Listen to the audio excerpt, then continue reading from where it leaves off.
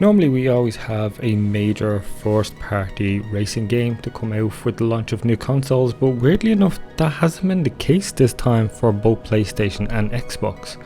Instead, we actually look to the third party game Dirt 5, which is not just only available on Xbox One and PlayStation 4, but it's also available on Xbox Series S and X, as well as PlayStation 5 and PC, which is what you're looking at right now.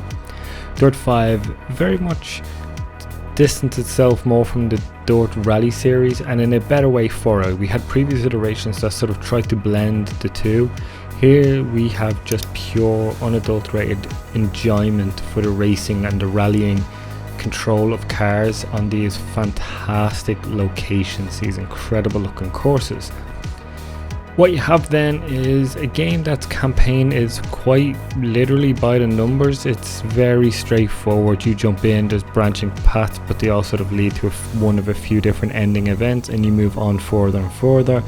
At certain points you will reach thresholds that will unlock things called throwdowns, which are sort of one-on-one mini boss battles against other people, but at the same time all you're doing is racing, because it is a racing game. But what you have really is an enjoyable game that is good for new gen players, but for people who wanted something a little more from their Dirt games, maybe a little disappointed. However, if you're just looking for new locations, more rally racing from, I believe, still are the masters of racing games, Codemasters, you've got it here with Dirt Rally, or sorry, not Dirt Rally, Dirt 5. You go through the campaign. Like I said, the major things I have to say about the game is, while it looks great, it isn't top tier, it isn't mind-blowing, and I can feel like that would very specifically be the case as well for the next gen audience. There are some really good details, let's say, on the tracks. The lighting is fantastic, and the weather, and I'll get to that now in a second. But in terms of vehicle detail, there's a bit lacking in that department. However, locations are absolutely beautiful. You will travel literally everywhere in the world, from the northern Scandinavian places where you'll have the northern lights in the sky, to the rainforests of Brazil, to countrysides, to literal racing on frozen rivers.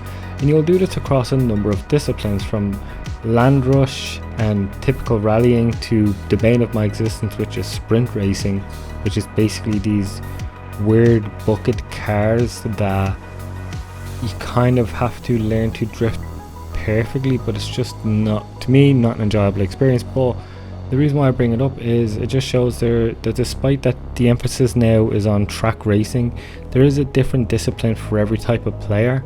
And like I said, in the campaign there's multiple choices for every single path along the way, that if you like to prefer to stick to like certain types of vehicles or rallies or racing, you can do that here. You don't have to. Like I was able to skip pretty much every single sprint race after encountering the first one. It's pretty good. However, there's nothing about it that will absolutely blow you away about this game. They introduced things like dynamic weather, where you'll start a race and it's sunny, but then it becomes a little bit dark and overcast and it starts to rain, and the rain will start to puddle up on the ground, especially in dirt tracks, which I think look pretty damn good to see the puddles fill up. And it will change the control of your car slightly, not overly too much in any way, but enough to make it you notice the weather. And that, I think that part of the game looks really good. However, we've seen this before in games like Project Cars, and I believe even stuff like Grid Header, which was last year's racing game from Codemasters. So here it's not something brand new, and especially for next gen, it's a cool little thing, but nothing that will blow you away. What seems to be the potential long-lasting factor in this, given that the campaign is pretty straightforward and won't last you forever, is Playgrounds. Playgrounds is Dirt's newest introduction feature, where you basically create your own Gymkhana style events, and these can be anything from point-to-point races to point gathering things, and it's enjoyable. It's hard to say right now how far it's going to go or how well it's going to do, simply because there's not a ton of player created maps or races yet. However, there are some that I have played that were genuinely really enjoyable because they can go beyond the reality of what's seen in the campaign. But don't expect something like over the top crazy like you'd see in a Trackmania or a GTA Online. You will get some of that like jumps and a bit like unrealistic track layouts, but you still got the very, despite it being quite arcadey handling, you still got a very realistic physics on board here. And it's interesting to see where this could go if they introduce new tools to play along with.